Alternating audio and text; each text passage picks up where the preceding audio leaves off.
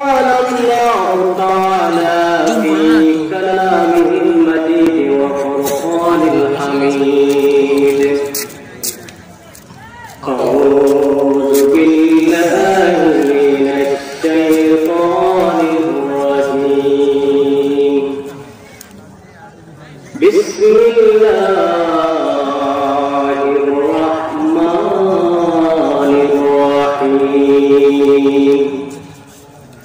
اقرأ باسم ربك الذي خلق صدق الله العظيم إن الله وملائكته يصلون على النبي يا أيها الذين آمنوا صلوا عليه وسلموا تسليما اللهم صل على سيدنا مولانا محمد وعلى آل سيدنا مولانا اللهم صل على سيدنا مولانا محمد وعلى آل سيدنا مولانا محمد जाकोनी के सामने चेहरा दिखा ले ना मुझे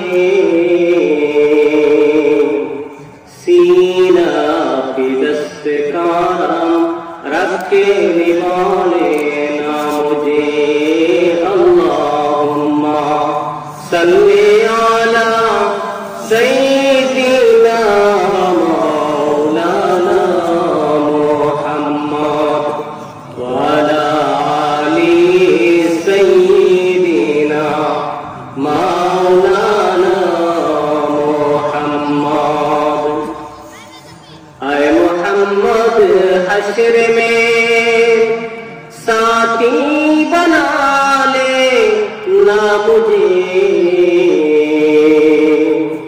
रोज माशर दस्त अपनी से पिला लेना मुझे अल्लाहुम्मा सल्ली अला सय्यिदिना मौलाना मुहम्मद वअला आलि सय्यिदिना मौलाना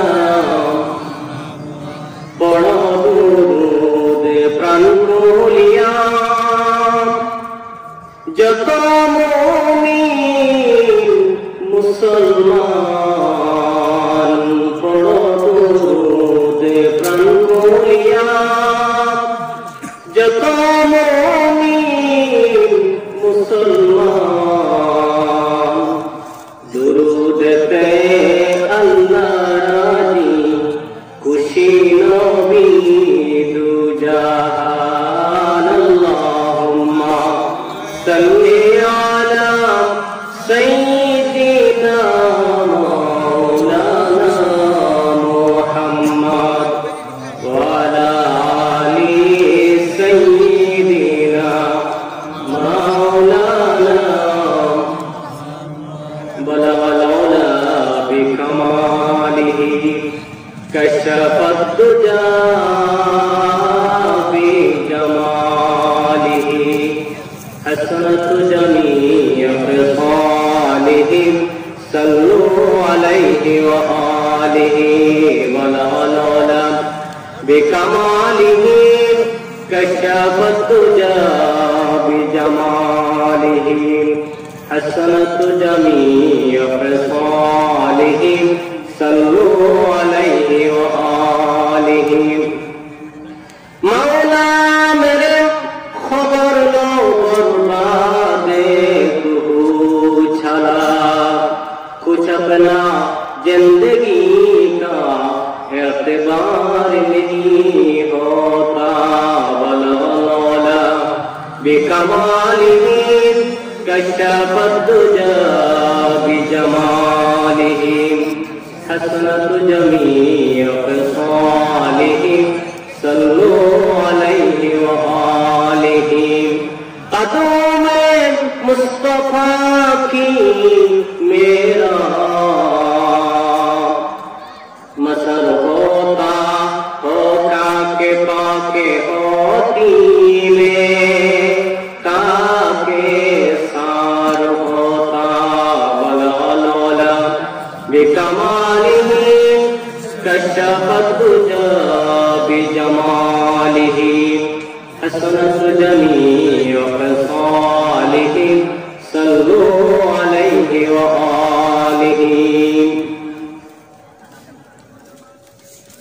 शायर रोज हजरत शाहजादा लतीफिया सुन्निया इब्तिदाई মাদ্রাসা 25তম বার্ষিক সুন্নি মহাসম্মেলনের সম্মানিত সভাপতি বিশিষ্ট আলেমে দ্বীন অত্র এলাকার কৃতি সন্তান বিশিষ্ট মুরব্বী বিশিষ্ট ইসলামী চিন্তাবিদ হযরত মাওলানা মহিউদ্দিন সাহেব উপস্থিত অত্র এলাকার কৃতি সন্তান মাওলানা হারুনুর রশিদ সহ অত্র এলাকার গণ্যমান্য মুরব্বিয়ানে কেরাম উলামায়ে কেরাম উপস্থিত সকল এবং পর্দানিশী মা ও বোনেরা আসসালামু আলাইকুম ওয়া রাহমাতুল্লাহি ওয়া বারাকাতুহু। আল্লাহর দরবারে আমরা শুকরগুজার করছি যে আল্লাহ রাব্বুল আলামিন আমাদেরকে আজকের এই সুন্নি মহাসম্মেলনের আশার বসাত এবং ইসলামের কথা শোনার যে সুযোগ করে দিলেন, এজন্য আমরা আল্লাহর দরবারে শুকরগুজার করছি এবং সকলে করছি আলহামদুলিল্লাহ। সম্মানিত মুসল্লিয়ানে কেরাম, আপনারা এতক্ষণ যাবতীয় ওয়াজ শুনলেন, গরম ওয়াজ। সেই গরম ওয়াজের পর আবার ঠান্ডা ওয়াজ হয়তো ভালো না রাখতে পারে। আমাদের আজকের এই মাহফিলের সম্মানিত প্রধান মেহমান কিছুক্ষণের মধ্যে আসবেন। এর পূর্ব পর্যন্ত আমি আপনাদের সম্বন্ধে দু চারটি কথা বলার চেষ্টা করব, যদি আল্লাহ রাব্বুল আলামিন আমাকে তৌফিক দান করেন। ওমা তাওফিক ইল্লা বিল্লাহ। আল্লাহ রাব্বুল আলামিনের দরবারে আমরা শুকরগুজার করছি এজন্য যে আল্লাহ রাব্বুল আলামিন এই পৃথিবীতে 18,000 মাখলুকাত সৃষ্টি করেছেন। আর এই 18,000 মাখলুকাতের মধ্যে মানুষ জাতিকে সৃষ্টির শ্রেষ্ঠ জীব হিসাবে পৃথিবীতে প্রেরণ করেছেন। আর এই মানুষ জাতিকে পৃথিবীতে প্রেরণ করে আল্লাহ রাব্বুল আলামিন এমনি এমনি ছেড়ে দেন নাই। মানুষ জাতি কিভাবে চলবে, তার জীবন চলা কিভাবে হবে, তার জীবনযাত্রা কিভাবে হবে, কোনটি ভালো কোনটি মন্দ, কোনটি হালাল কোনটি হারাম, সকল কিছু বুঝবার জন্য আল্লাহ রাব্বুল আলামিন এই পৃথিবীতে 1,40,000 পক্ষান্তরে 2,40,000 নবী ও রাসূল এই পৃথিবীতে প্রেরণ করেছেন। আর এই লক্ষাধিক নবী রাসূলদের মধ্যে প্যারা নবী রাসূল পাক সাল্লাল্লাহু আলাইহি সাল্লামকে আমাদের নবী রূপে পৃথিবীতে প্রেরণ করেছেন। আর আমরা এই নবীর উম্মত হতে পেরেছি বলে আমরা আল্লাহর দরবারে শুকরগুজার করছি এবং সকলে আবারও করছি আলহামদুলিল্লাহ। সম্মানিত মুসল্লিয়ানে কেরাম, আমরা এতক্ষণ যাবত ওয়াজ শুনতেছি, সকাল থেকে ওয়াজ শুনতেছি। এই এলাকায় এত সুন্দর একটি মাহফিল, যারা ওয়াজের প্যান্ডেলের ভিতরে আসেন নাই, না আসলেও তাদের কানে এই ওয়াজের পানিটা যাচ্ছে। আল্লাহ রাব্বুল আলামিনের এই জান্নাতের বাগানে যারা আসেন নাই, যদি আসতে পারতেন আল্লাহ রাব্বুল আলামিন পরিপূর্ণ সওয়াব দিতেন। যারা আসতেছেন না, শুনতেছেন, আল্লাহ রাব্বুল আলামিন তাদের উপর সওয়াব দিবেন। যারা এসেছেন এবং মহিলারা যারা বাড়িতে আছেন তাদের সওয়াব সমান সমান। আর যারা পুরুষ প্যান্ডেলের ভিতরে এসেছেন আর যারা বাড়িতে আছেন তাদেরও সওয়াব হবে, কিন্তু এখানে মার্কের বিষয় আছে। আমরা যেভাবে পরীক্ষাতে খাতায় 10 নম্বরের মধ্যে কাউকে 10-এর 10 দেই, কাউকে 10-এর মধ্যে 9 দেই, কাউকে ডাবল 0 দেই, কাউকে 1 দেই, এইভাবে আল্লাহর দরবারে সওয়াবটা হবে। তবে কেউ খালি যাবেন না, তারা কিছু না কিছু শুনবে।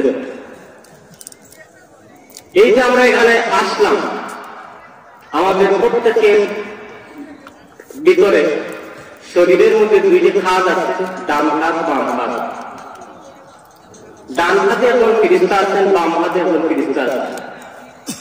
আমরা কি করতেছি কি করতেছি না সব কিন্তু তারা দৈনন্দিন কর্মনিষ্ঠার তাদেরকে বলা হয়, তারা লিপিবদ্ধ করে রাখতেছে।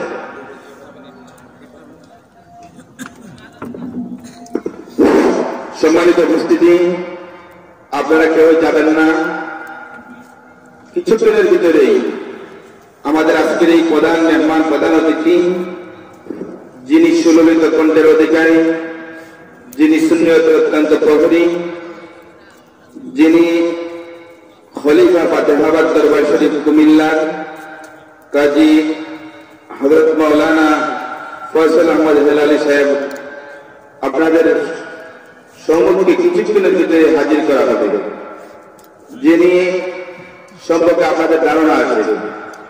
অত্যন্ত কোরআন হাদিসের ব্যাপক জ্ঞান, কোরআন হাদিস ব্যাপক উনি সুন্দর আলোচনা। তাই আপনাদের কাছে আমার অনুরোধ থাকবে, কিছুক্ষণের ভিতরে ইনশাল্লাহ উনি মঞ্চে আসতেছেন।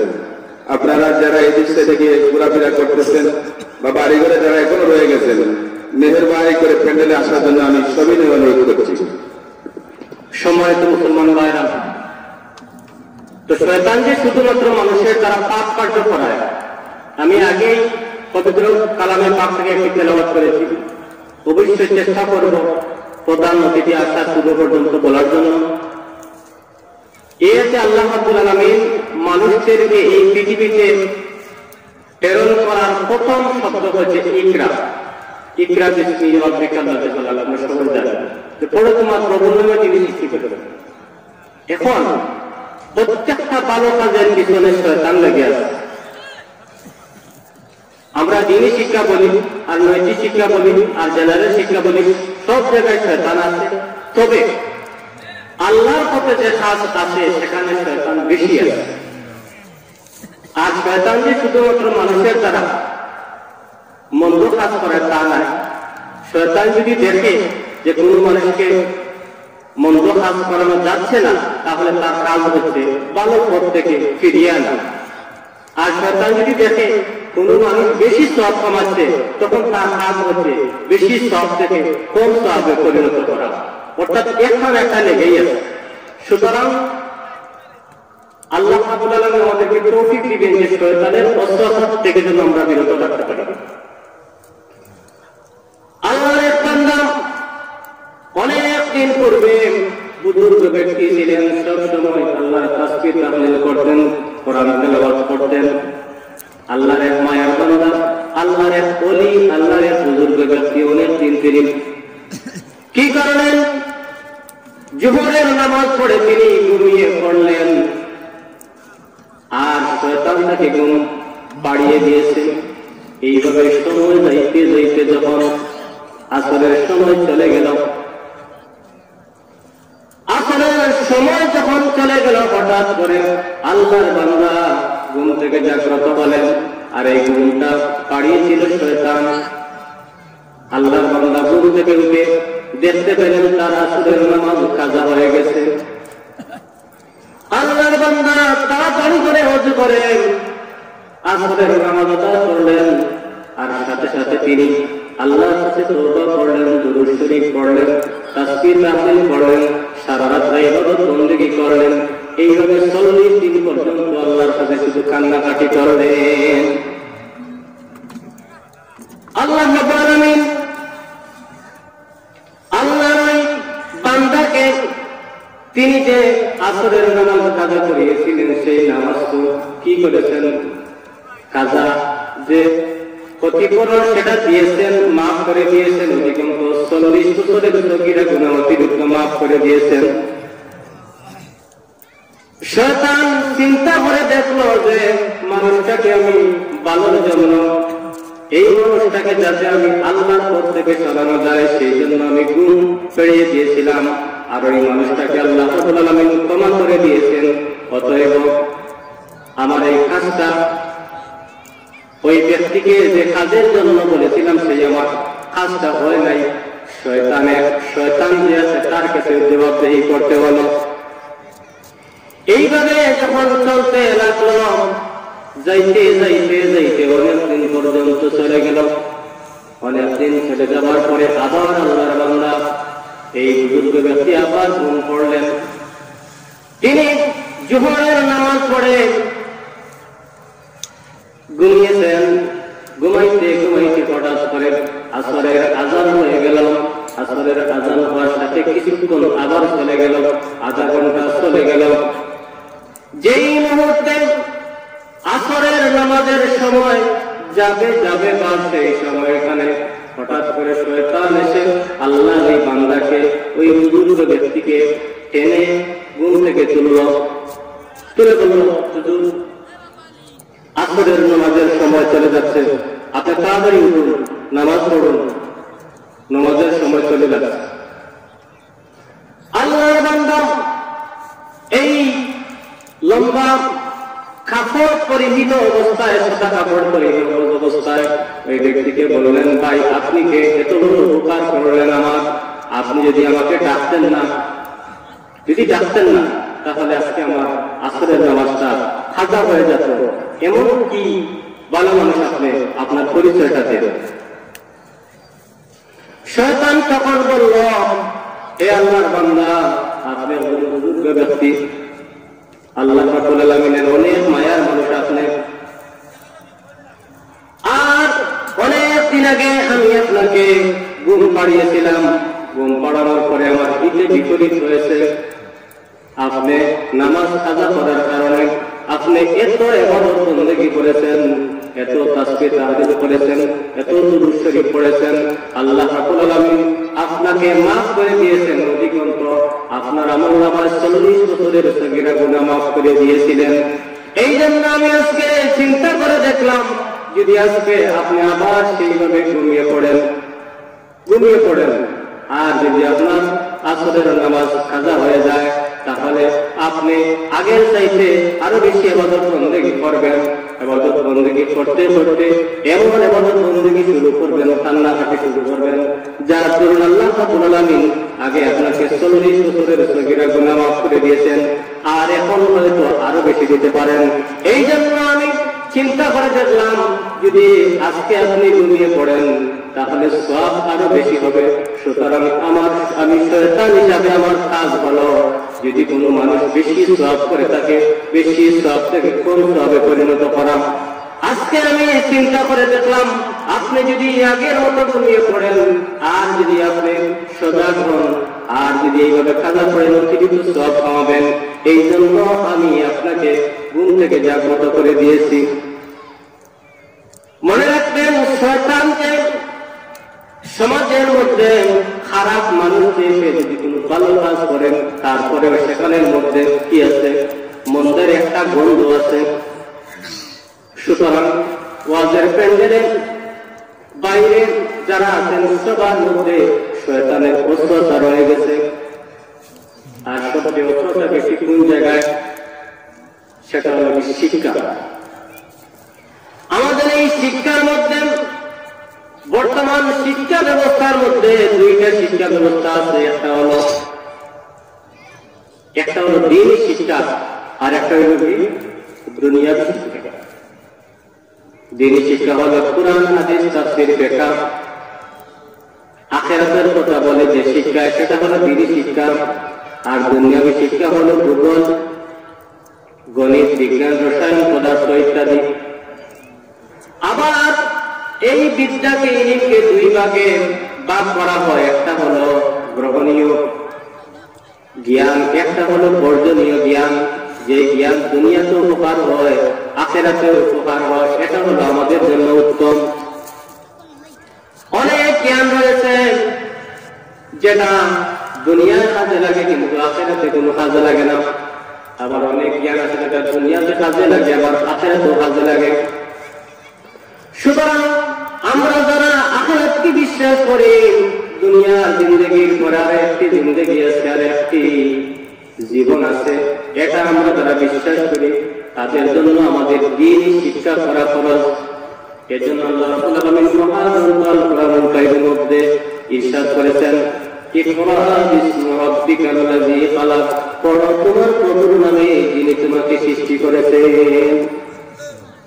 সুতরাং আল্লাহ রাব্বুল আলামিন মহাগ্রন্থ আল কোরআনুল কারীমের মধ্যে বলেছেন, লা তাকুলুহু সিনাতুন ওয়ালা নাওম, আল্লাহ কোনো ঘুম নাই, নিদ্রা নাই, সন্ধ্যা নাই। আল্লাহ কিন্তু সব কিছু আপনার দেখেন, আমার দেখেন।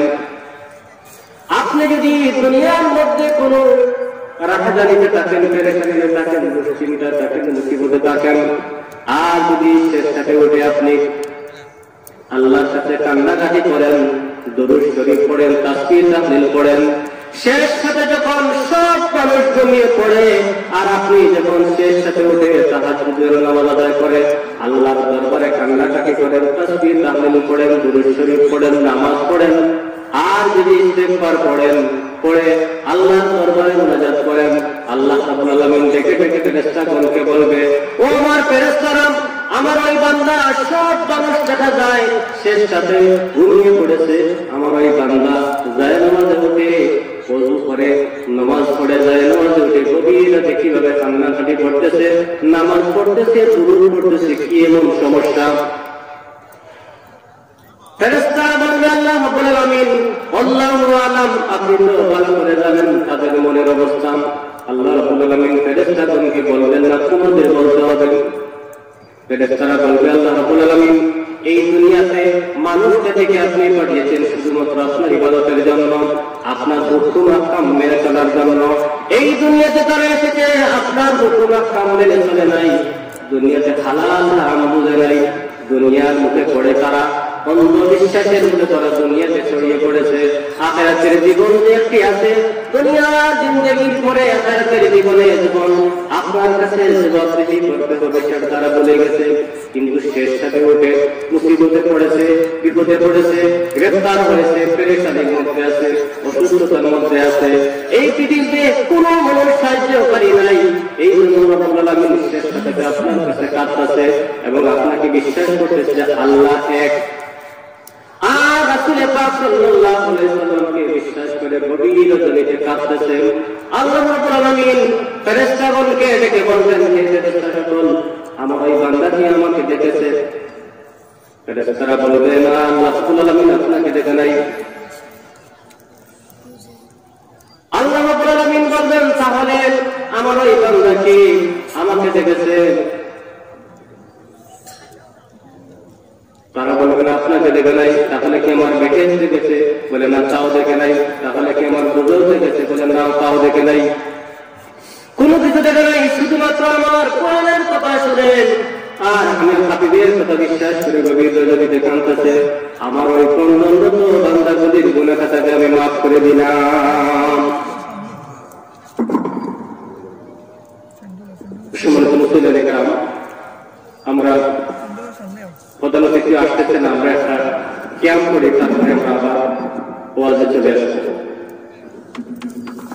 ইয়া নবী সালামু আলাইকা, ইয়া রাসূল সালামু আলাইকা, ইয়া হাবিব সালামু আলাইকা, সালাওয়াতুল্লাহ সাইয়্যিদি ইয়া রাসূলাল্লাহ, ইয়া হাবিবাল্লাহ। নবী গো, তুমি যে নূরেতে পয়দা, সেই নূরে তামাম জাহান পয়দা। তুমি যে কাবারো কাবা, আশিকদের গোলার মালা। ইয়া নবী সালামু আলাইকা, ইয়া রাসূল সালামু আলাইকা, ইয়া হাবিব সালামু আলাইকা,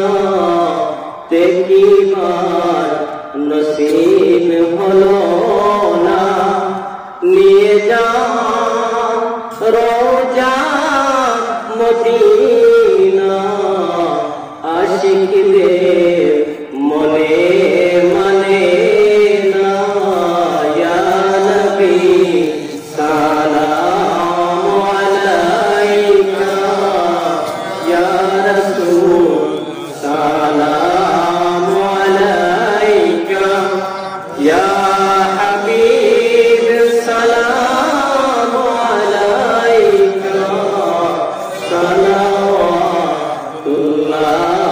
আলাইকা সাইয়্যিদি ইয়া রাসূলাল্লাহ ইয়া হাবিবাল্লাহ মদিনার পানে চাহিয়া মোরা কাঁদিতে গজল গাহিয়া দেখা দাও পর্দা উঠাইয়া দেখিব নয়ন ভরিয়া ইয়া নবী সালাম আলাইকা ইয়া রাসূল সালাম আলাইকা ইয়া হাবিব সালাম আলাইকা সালাওয়াতুল্লাহ সাইয়্যিদি ইয়া রাসূলাল্লাহ ইয়া হাবিবাল্লাহ নবী গো তুমি যে ঘুমাও না রাতে আশিকদের খবর নিতে নিয়ে যান রোজা মদিনা আশিকদের মনে মানে না ইয়া নবী সালাম আলাইকা ইয়া রাসূল সালাম আলাইকা ইয়া হাবিব সালাম আলাইকা সালাওয়াতুল্লাহ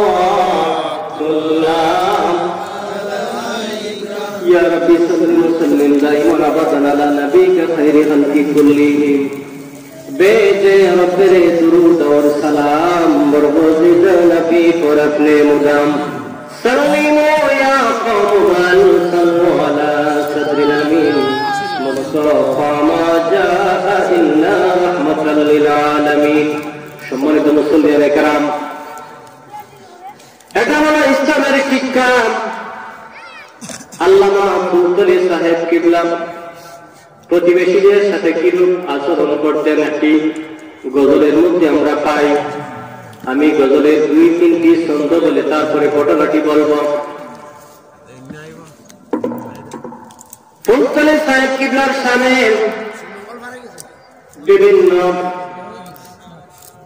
বিধর্মী যারা আছেন তারা কিভাবে তাহার কাছ থেকে শিক্ষকের আচরণ পেতেন এই ধরনের একটি গজল।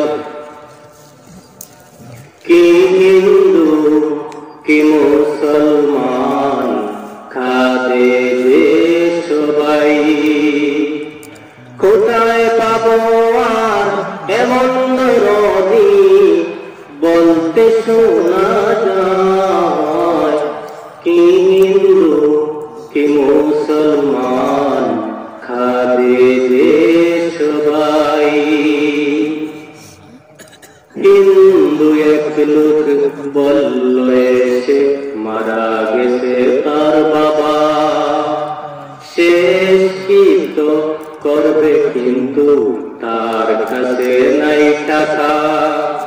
সাহেব কিবলা শুনে তাহারে ফরিয়াদ বললেন আমার বাড়ি থেকে কেটে নাও একে গাছ। গরিব দুঃখীর বন্ধু তিনি ছিলেন সর্বদাই কি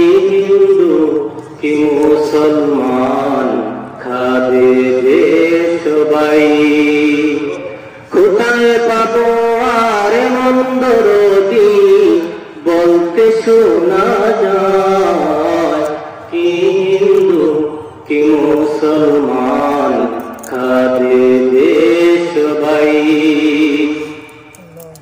মাথায় তাহার ঋণের বোঝা ভালোবাসার ঋণ, সেই ঋণ কি শোধ করা যায় রে কোনদিন? মানবতার এমন প্রদীপ আর পাবে কোথায়, কি হিন্দু কি মুসলমান কাঁদে দেশ ভাই। কোথায় পাবে আর মন্দ রদীপ বলতে শোনা যায়, কি হিন্দু কি মুসলমান কাঁদে দেশ ভাই। হিন্দু এক লোক বলল এসে মারা গেছে তার বাবা, শেষ কৃত্য করবে কিন্তু তার কাছে নাই টাকা। সাহেব কিবলা শুনে তাহারে মন ফরিয়াদ, বললেন আমার বাড়ি থেকে কেটে নাও একে গাছ। গরিবে দুঃখীর বন্ধু তিনি ছিলেন সর্বদাই, কি হিন্দু কি মুসলমান কাঁদে দেশ ভাই। কোথায় পাবো আর মন্দ রদীপ বলতে শোনা যায়, কি হিন্দু কি মুসলমান কাঁদে দেশ ভাই। মাথায় তাহার ঋণের বোঝা ভালোবাসার ঋণ, সেই ঋণ কি শোধ করা যায় রে কোনদিন?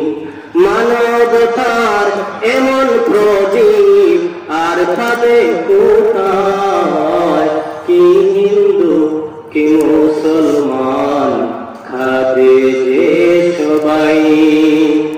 কোথায় পাবো আর মন্দ রদীপ বলতে শোনা যায়, কি হিন্দু কি মুসলমান কাঁদে দেশ ভাই।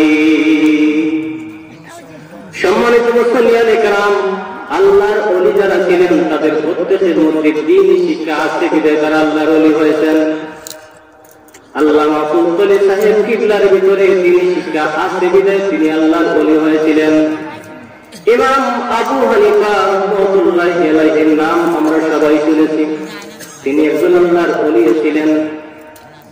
দ্বীনি শিক্ষা তার ভিতরে ছিল বিদায় তিনি মহা পুরুষ হয়েছিলেন। আজ আমরা তার নাম শুনি, আজ আমরা তার অনেক জিনিস আমরা শিখি, তার কথা মানি।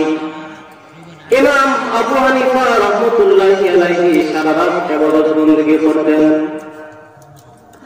আর বিভিন্ন কিতাব লিখতেন, অধ্যয়ন করতেন, বিভিন্ন ফিকহ বিষয়ে মাসলা মাসাইল ইত্যাদি বিষয়ে রাত্রে গবেষণা করতেন।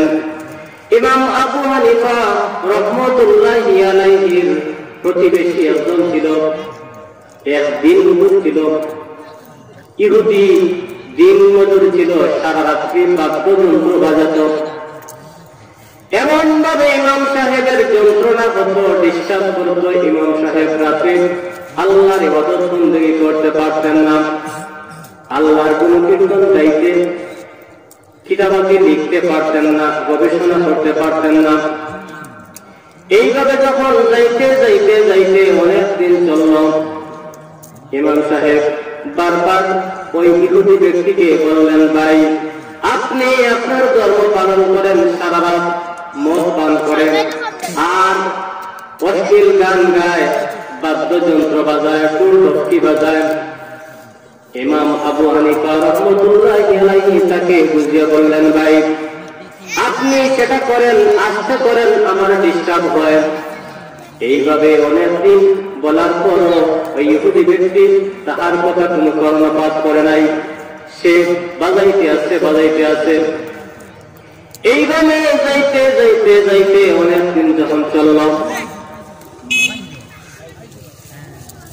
ইমাম আবু হানিফা রাহমাতুল্লাহি আলাইহি কি করলেন, যখন তাকে বলে বুঝিয়ে বললেন, ভাই আমার ডিস্টার্ব হয়, তুমি একটু আস্তে তোমার এই বাদ্যযন্ত্র বাজাবে।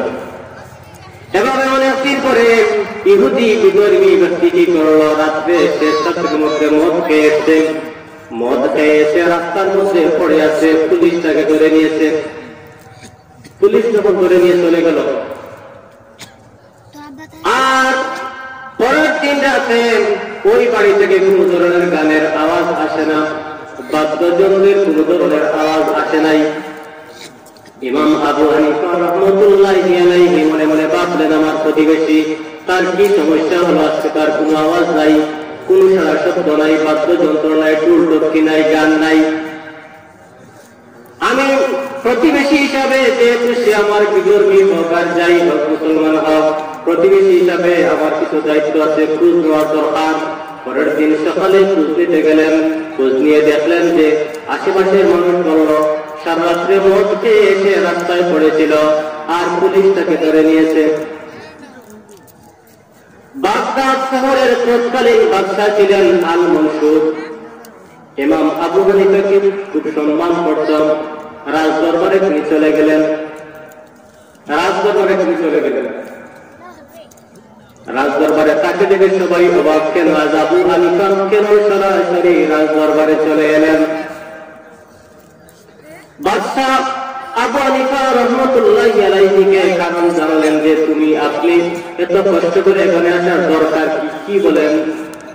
আবু হানিফা রাহমাতুল্লাহি আলাইহি বললেন যে এইভাবে আমাদের প্রতিবেশী বিধর্মী সে রাত্রে দুর্দর্শী বাজায়, যন্ত্রণা করে। আমি অনেকবার তাকে বুঝিয়েছি, সে কিন্তু আমার দোষ শুনে নাই। আজকে আপনার রূপ ধরে এনেছে, আমি তাকে ছাড়াতে এসেছি। বাদশা মনসুর অত্যন্ত আশ্চর্য হয়ে গেলেন, এটা কি বলেন যে যার জন্য ইমাম আবু হানিফা রাহমাতুল্লাহি আলাইহির ডিস্টার্ব হয়, এই জন্য আমরা তাকে ধরে এনেছি, আর আবার তিনি এসেছেন তাকে ছুটিয়ে নেওয়ার জন্য। বাদশা তাকে প্রশ্ন করলেন, হে আবু হানিফা রাহমাতুল্লাহি আলাইহি, আপনি কেন তাকে নিতে এসেছেন? আবু হানিফা বললেন, আপনি যে তাকে এনেছেন, আপনি আপনার রাষ্ট্রীয় কাজ করেছেন, এটা আপনার রাষ্ট্রের দায়িত্ব। আর আমি যে তাকে নিতে এসেছি, এটা আমার দায়িত্ব, কারণ সে আমার প্রতিবেশী। প্রতিবেশী যেই হোক, হিন্দু হোক, মুসলিম হোক, সে প্রতিবেশী।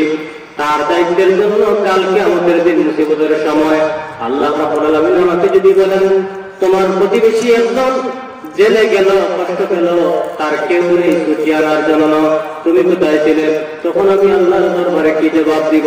এই জন্য আমি এসেছি তাকে ছুটিয়ে নেওয়ার জন্য। সুবহানাল্লাহ। দেখুন, সেটা হলো ইসলামের শিক্ষা। তাদের মধ্যে ইসলামের দ্বীনি শিক্ষা আছে বিধায় তারা দুনিয়ার মধ্যে মহাপুরুষ হয়েছে। রাসূল পাক সাল্লাল্লাহু আলাইহি সাল্লামের জীবনী আমরা এরকম দেখি। রাসূল পাক সাল্লাল্লাহু আলাইহি সাল্লামের জীবনের মধ্যে একটি ঘটনা আছে যে রাতে রাসূল পাক সাল্লাল্লাহু আলাইহি সাল্লামের শাসনামলে 5 জন ইহুদি ব্যক্তি রাসূলের দরবারে চলে আসলো। 5 জন ইহুদি ব্যক্তি যখন রাসূলের দরবারে চলে আসলো, এই 5 জনের মধ্যে 4 জন সাহাবীর বাড়িতে 4 জন ইহুদি ব্যক্তিকে দিয়ে দিলেন, আর একজন ইহুদি ব্যক্তিকে আল্লাহ রাসূল তার ঘরে নিয়ে এলেন। 5 জনকে তো আর একা খাবার সম্ভব নয়, কষ্ট হবে বিদায়। 4 জন সাহাবীর বাড়িতে 4 জন ইহুদি ব্যক্তিকে দিয়ে দিলেন, আর একজন ইহুদিকে আল্লাহ রাসূল তার বাড়িতে নিয়ে আসলেন। হযরত খাদিজাতুল কুবরা রাদিয়াল্লাহু আনহাকে ডেকে বললেন, একজন মেহমান এসেছেন, তার জন্য খাবারের ব্যবস্থা করো। রাসূলের পরিবারে 7 থেকে 8 জন মানুষ ছিল। 7-8 জন মানুষের জন্য খাদিজাতুল কুবরা রাদিয়াল্লাহু আনহা রান্না বান্নার ব্যবস্থা করলেন। রাত্রে যখন হলো, রাসূল পাক সাল্লাল্লাহু আলাইহি সাল্লাম কি করলেন? মেহমানের জন্য রান্না করা খাবার সামনে টেবিলে নিয়ে আসলেন। ইহুদি ব্যক্তি বলল, আপনি খাবেন না? রাসূল পাক সাল্লাল্লাহু আলাইহি ওয়াসাল্লাম বললেন, আপনি মেহমান, আপনাকে খাওয়ানোর পরে আমরা খাবো। ওই লোকটি ইহুদি ব্যক্তি অত্যন্ত রাক্ষস ছিল, পেটুক ছিল, সে খাওয়া খাইছে। রাসূল পাক সাল্লাল্লাহু আলাইহি ওয়াসাল্লামের পরিবারের 7-8 জন যে ব্যক্তি ছিল, সবার খাবার সে একাই খেয়ে ফেলল। রাসূল তরকারি ভাত আনতেছেন আর সে খাইতেছে। এইভাবে খাইতে খাইতে পরিবারের 7-8 জনের খাবার সে একাই খেয়ে ফেলল। তারপর রাসূল পাক সাল্লাল্লাহু আলাইহি ওয়াসাল্লাম বিচলিত হলেন না, রাগ করলেন না, খুশি হলেন না।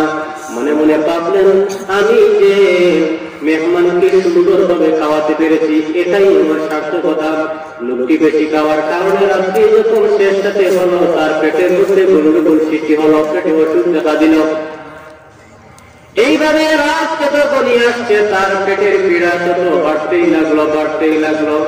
এই সময় রাত্রে গভীর রাতে, অন্ধকার রাত্রি, কোনো আলো নাই, বাতি নাই, দেখবার কোনো সুযোগ নাই। সে কি করলো? রাসূল পাক সাল্লাল্লাহু আলাইহি ওয়াসাল্লামের যে পবিত্র বিছানা ছিল, সে বিছানা পত্র পায়খানা পেশাব করে সম্পূর্ণ নষ্ট করে দিল। শেষ রাতে যখন চলে গেল, সারা রাত্রে ওই লোকটি রাসূল পাক সাল্লাল্লাহু আলাইহি ওয়াসাল্লামের ঘরের মধ্যে নাফাক করে দিল। ফজরের আযান যখন হলো, রাসূল পাক সাল্লাল্লাহু আলাইহি ওয়াসাল্লাম মসজিদে চলে গেলেন নামাজ পড়তে। নামাজে যাওয়ার আগে মেহমানের ঘর দেখলেন, যেখানে ভিতর থেকে লাগানো আছে। লাগানো আছে দেখে মনে মনে ভাবলেন যে হয়তো মেহমান ঘুমাচ্ছে। সম্মানিত উপস্থিতি, আজকের এই অনুষ্ঠানের প্রধান অতিথি 10 মিনিটের ভিতরে ইনশাআল্লাহ আপনাদের সামনে ওনাকে উপস্থাপন করব।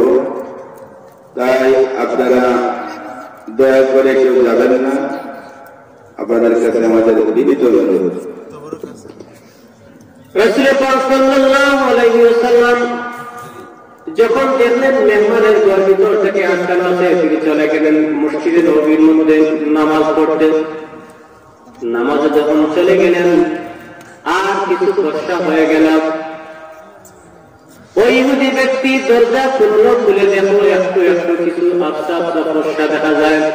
সে মনে মনে ভাবতেছে, আমি যদিও এই মহানবীকে মানি না, কিন্তু এই মহানবীকে সারা বিশ্বের মানুষ মানে, সুতরাং আজকে তিনি আমাকে হত্যা করতে পারেন।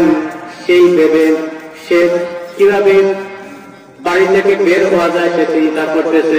একটু ফর্সা হতে না হতেই সে কি করলো, সে বাড়ি থেকে চলে গেল। অনেক দূর চলে যখন গেল, তখন তার মনের মধ্যে আসলো, সে যখন আসে তার মধ্যে একটি তলোয়ার ছিল, দামি তলোয়ার। তখনকার যুগে সব মানুষের সাথে একটি তলোয়ার থাকতো। তলোয়ার যখন নিয়ে আসলো, এই তলোয়ারটা রাসূল পাক সাল্লাল্লাহু আলাইহি ওয়াসাল্লামের ঘরের মধ্যে কোথাও জমে রেখেছে।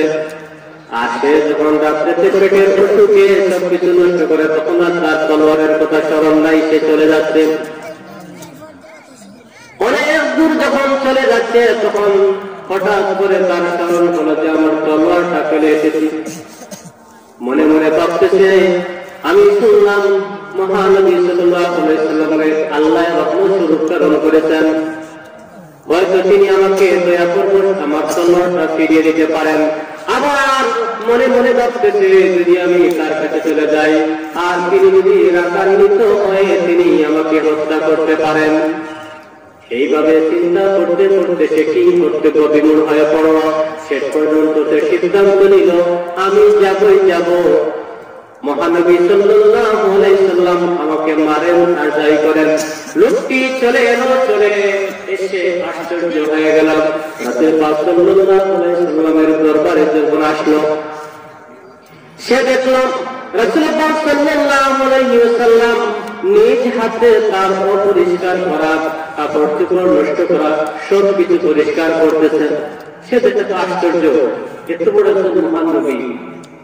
সে আসতেছে রাসূল পাক সাল্লাল্লাহু আলাইহি ওয়াসাল্লামের কাছে ক্ষমা চাইবে আর তার তলোয়ারটা ফিরে দিবে। রাসূল পাক সাল্লাল্লাহু আলাইহি ওয়াসাল্লাম তাকে কোনো কিছু বলার পূর্বে বললেন, ভাই সরি, আমি দুঃখিত, গতকালকে আমার বাড়িতে আমার ঘরে আপনি ছিলেন, আপনার কোনো খেদমত আমি করতে পারি নাই, আপনি সারা রাত্রি খুব কষ্ট পেয়েছেন, অসুখ হয়েছে, আমি বুঝতে পারি নাই, আমি দুঃখিত পাই। রাসূল পাক সাল্লাল্লাহু আলাইহি ওয়াসাল্লামের এই আদর্শ দেখেন এই ব্যক্তি তৎক্ষণাৎ চোখের পানি ফেলে রাসূল পাক সাল্লাল্লাহু আলাইহি ওয়াসাল্লামের দরবারে বলল, ইয়া রাসূলুল্লাহ, আমি বুঝে গেছি আপনি যেই পথে আছেন সেই পথটি সত্য, সুতরাং আপনি আমাকে কলেমা পড়ে একটি মুসলমান বানিয়ে দেন। রাসূল পাক সাল্লাল্লাহু আলাইহি ওয়াসাল্লাম লোকটিকে মুসলমান বানিয়ে দিলেন। এদিকে কি হয়েছে, এই চারজন ব্যক্তি অপেক্ষা করতেছে যে লোকটি আসে না কেন। দেখুন, রাসূল পাক সাল্লাল্লাহু আলাইহি ওয়াসাল্লাম কোনো যুদ্ধ করেন নাই, রাসূল পাক সাল্লাল্লাহু আলাইহি ওয়াসাল্লাম তাকে বুঝান নাই যে আমার ধর্ম ভালো, তুমি ইহুদি থেকে ফিরে আসো, মুসলমানদের ধর্মে কোনো কিছু বলেন নাই, শুধুমাত্র তার আদর্শ। এটা হলো ইসলামের মহান শিক্ষা। এদিকে চারজন ইহুদি ব্যক্তি চারজনের বাড়ি থেকে সবাই একত্রে জমায়েত হয়েছে গাছের নিচে, সবাই বলাবলি করতেছে রাসূলের দরবারে যে লোকটি ছিল সে কোথায়, আসে না কেন, এত দেরি হলো, নিশ্চয়ই কোন রাসূলের সাথে বেয়াদবি করেছে, এই জন্য রাসূল আটকে রেখেছেন, অথবা কোনো বিপদ হয়েছে। এই ভাবতে ভাবতে তারা চারজনের মধ্যে কেউ সাহস করে নাই রাসূলের দরবারে চলে আসবে খোঁজ নেওয়ার জন্য। একজন প্রথমে আসছে, এই চারজনের মধ্যে এখন সাহসী ছিল, সে বলল আমি যাব। সে যখন আসলো, সম্পূর্ণ ঘটনা শুনলো, সে মুসলমান হয়ে গেল। রইল তিনজন, আরো কিছুক্ষণ পর আরো একজন আসলো, সে সমস্ত ঘটনা শুনলো, সে মুসলমান হয়ে গেল। এইভাবে আস্তে আস্তে চারজনই চলে আসলো, মুসলমান হয়ে গেল। পাঁচজন ব্যক্তি মুসলমান হয়ে গেল। এই পাঁচজন যখন তারা অনেক দূর থেকে এসছে তাদের বাড়িতে চলে গেল, তাদের বাড়িতে যখন যায়, বাড়িতে যাওয়ার পরে প্রত্যেক বাড়ির এক একজন ইহুদি পরিবারের সদস্য কমপক্ষে 5-7 জন আসছে। এরা যখন সমস্ত ঘটনা শুনেছে তারাও মুসলমান হয়ে গেল। এইভাবে চাইতে চাইতে রাসূল পাক সাল্লাল্লাহু আলাইহি ওয়াসাল্লামের আদর্শের কারণে 50 থেকে 60 জন মানুষ মুসলমান হয়ে গেলেন। শুধুমাত্র রাসূল পাক সাল্লাল্লাহু আলাইহি ওয়াসাল্লামের আদর্শ, এটা হলো ইসলামের শিক্ষা। রাসূল পাক সাল্লাল্লাহু আলাইহি ওয়াসাল্লামের দরবারে এভাবে বিভিন্ন মানুষ আসতেন। রাসূল পাক সাল্লাল্লাহু আলাইহি ওয়াসাল্লামের দরবারে গরীব লোক, তার একটি খেজুর গাছ আছে, সে মনে মনে ভাবতেছে আমার এই খেজুর গাছে প্রথম ফল যখন হবে তখন আমি রাসূল পাক সাল্লাল্লাহু আলাইহি ওয়াসাল্লামকে খাওয়াবো। এখন সে খেজুর ধরেছে, ধরার পরে প্রথম খেজুরের যে সরি বলি কতটি খেজুর নিয়ে রাসূল পাক সাল্লাল্লাহু আলাইহি ওয়াসাল্লামের দরবারে চলে গেল। রাসূল পাক সাল্লাল্লাহু আলাইহি ওয়াসাল্লামের দরবারে যখন নিয়ে গেল, রাসূল পাক সাল্লাল্লাহু আলাইহি ওয়াসাল্লাম কয়েকজন সাহাবীদেরকে নিয়ে আলোচনা করছিলেন। এখন এই ব্যক্তি বলল, হুজুর আমি গরীব মানুষ, অনেক দিন থেকে ভাবতেছি আপনাকে কিছু খাওয়াবো, দাওয়াত করাবো, কিন্তু বাড়িতে দাওয়াত করানোর মতো আমার তৌফিক নাই, আমার কাছে প্রথম ফল ধরেছে, আর মনে মনে ভাবতেছি আপনাকে এটুকু প্রথমে আপনি খাবেন, তারপরে আমরা শুরু করব। এই জন্য আমি আপনাকে খুশি করার জন্য কিছু ফল নিয়ে এসে খেজুর নিয়ে এসেছি। রাসূল পাক সাল্লাল্লাহু আলাইহি ওয়াসাল্লাম একটি খেজুর প্রথমে নিলেন, মুখে দিলেন। একটি খেজুর যখন মুখে নিলেন, নেওয়ার পরে অনেক তিতা, খুব তিতা এই ফলটা। যখন দেখলেন এই খেজুরটি অনেক তিতা, তখন রাসূল পাক সাল্লাল্লাহু আলাইহি ওয়াসাল্লাম কি করবেন, একটি একটি করে এক ছড়িতে অনেক খেজুর ছিল, সব খেজুর এটাই খেয়ে ফেললেন রাসূল পাক সাল্লাল্লাহু আলাইহি ওয়াসাল্লাম। পাশে বসা যারা সাহাবী ছিল তারা আশ্চর্য হয়ে গেল, কারণটা কি? রাসূল পাক সাল্লাল্লাহু আলাইহি ওয়াসাল্লাম একজন মানুষ এত আশা করে খেজুর নিয়ে আসলো, ভালো কথা, তিনি মজা পেয়েছেন, আমাদের তো কিছু শরীক করবেন যেহেতু আমরা কাছে আছি। এইভাবে যখন রাসূল পাক সাল্লাল্লাহু আলাইহি ওয়াসাল্লাম কি করলেন? সব খেজুর খেয়ে ফেললেন। যখন খেজুর খাওয়া শেষ হয়ে গেল, সাথে সাথে লোকটি খাতে বসা ছিল, সে চলে গেল। সে মনে মনে ভাবলো, আমি তো আশা করে খেজুর এনেছি, আর আল্লাহর হাবিব সাইয়্যিদুল মুরসালিন যে খেয়েছেন, এতেই আমি খুশি। যখন ওই ব্যক্তি চলে গেলেন, চলে যাওয়ার পরে সাহাবী যারা বসেছিলেন তাদের মধ্যে থেকে একজন সাহস করে হুজুরকে বললেন, হুজুর, যে ব্যক্তি আপনার জন্য এত আশা করে আফসোস করে খেজুর আনলো, এত মজার খেজুর পেয়ে আপনি সারা খেজুর খেয়ে ফেললেন, আমাদেরকে দিলেন না। তখন রাসূল পাক সাল্লাল্লাহু আলাইহি ওয়াসাল্লাম অত্যন্ত কষ্ট করে বললেন, যে ঘটনা কি জানো? এই খেজুর যে দিয়েছেন, এই খেজুরের মধ্যে অনেক তিতা ছিল, বিদায় আমি তোমাদেরকে খেতে দেই নাই। লোকটি খাচ্ছে বসা আছে, লোকটি যদি চলে যেত তাহলে আমরা সবাই মিলে এই খেজুর খেতাম। যেহেতু লোকটি চলে যাচ্ছে না, কাছে বসে আমাকে খাওয়াচ্ছে, এই জন্য আমি একটি একটি করে সব খেলাম। কারণ যদি তোমাদেরকে খেজুর দিতাম আর যদি তোমরা খেতে, তাহলে খেজুরের চিন্তা থেকে অনেকে মুখ আঁকা বাঁকা করতে, অনেকে বলাবলি করতে, কথাবার্তা বলতে, তিরস্কার করতে, মন্দ পথ দেখাতে, বলতে খেজুর পিতা। আর লোকটি এই কথা শুনে সে কষ্ট পেত। এই জন্য আর যদি কষ্ট পায়, তাহলে এত কষ্ট করে সে যে আনলো, আনাটা সার্থক হবে না। এই জন্য আমি কি করেছি, এটাই সব খেয়ে ফেলেছি। রাসূল পাক সাল্লাল্লাহু আলাইহি ওয়াসাল্লামের এটা হলো আদর্শ।